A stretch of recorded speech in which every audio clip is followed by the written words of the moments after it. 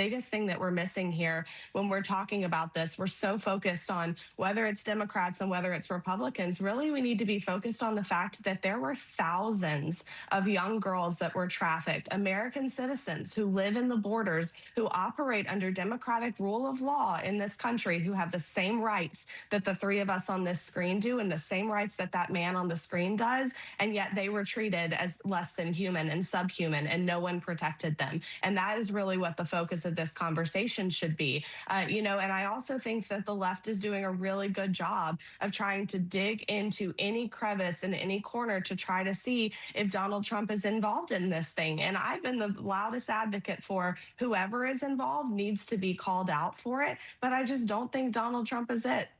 Oh, Taylor, I have a question for you there, because one of the things we've talked about too, I just want to follow up on that. Republicans are seeing another wave of Epstein documents raise questions about Mr. Trump's ties, particularly with this new flight log information. How should the party respond if the documents increasingly implicate the president, even indirectly?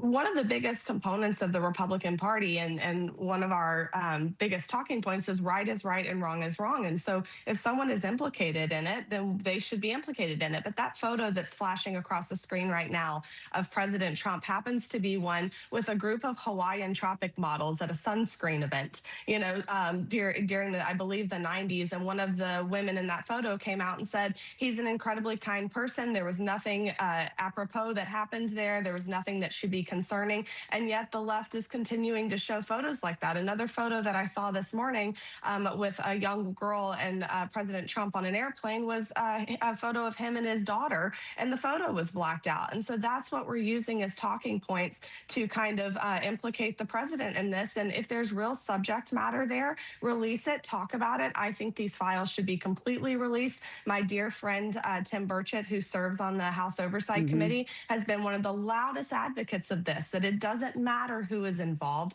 Release the information, let the American people decide what to do with it. And I think a lot of the reason that the full information hasn't been released yet is I think a lot of things that are in there are going to be really scary and a hard pill to swallow for the American people. And I think that that's terrifying. Across both